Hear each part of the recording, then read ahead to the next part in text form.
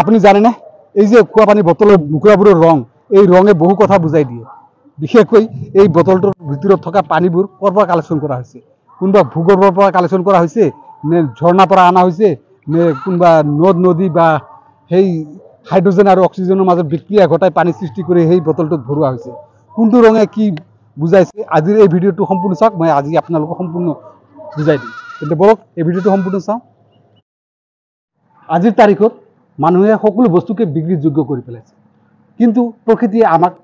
বহুত বস্তুৱে ফ্ৰী কৰি দিছিল যেনেকৈ খোৱা খাদ্যৰ পৰা আৰম্ভ কৰি বিশুদ্ধ খোৱা পানীলৈকে আমাক প্ৰকৃতিয়ে আগৰে পৰা ফ্ৰী কৰি দিছিল কিন্তু আজিকালি মানুহে কি কৰিব ধৰিছে সকলো বস্তুকে বিক্ৰী কৰিব ধৰিছে যেনেকৈ খোৱা খাদ্য যিমান ফল মূল আছে সকলোবোৰটো বিক্ৰী হয় তাৰ লগতে পানীকো বটলত পেক কৰি বা পলিথিনত পেক কৰি বিক্ৰী কৰিব ধৰিছে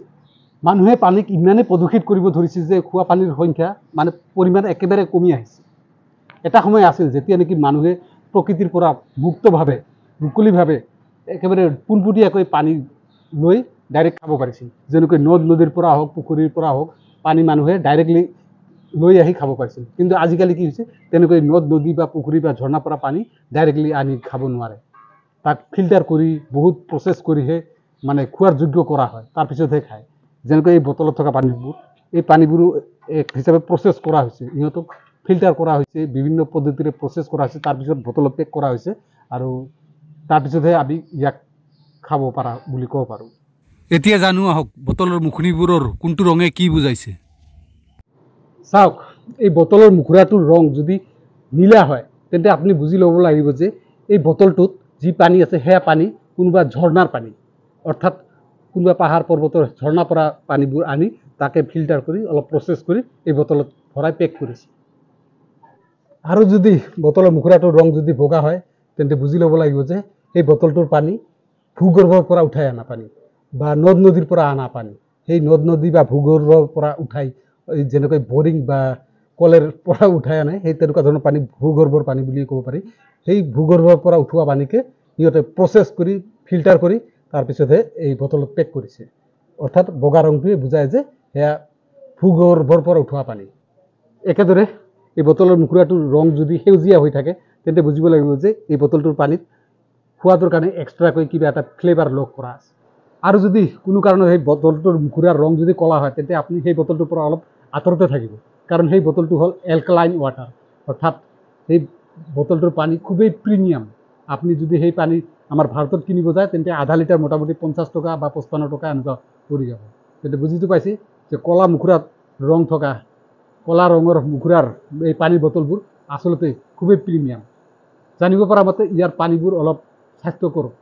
অৰ্থাৎ কিছুমানে কয় যে ইয়াৰ পানী হাইড্ৰজেন আৰু অক্সিজেনৰ বিক্ৰিয়া ঘটাই প্ৰস্তুত কৰা হয় সেইকাৰণে হয়তো একেবাৰে বিশুদ্ধ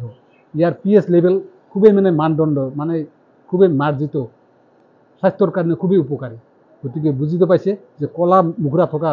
এই পানীৰ বটলবোৰ প্ৰিমিয়াম পানী আৰু যদি খোৱা পানীৰ বটলৰ মুখৰাটোৰ ৰং যদি ৰঙা হয় তেন্তে আপুনি বুজি ল'ব লাগিব যে সেই পানীটো কাৰ্বনেট ৱাটাৰ অৰ্থাৎ সেই পানীটোত কাৰ্বন ডাই অক্সাইড লগ আছে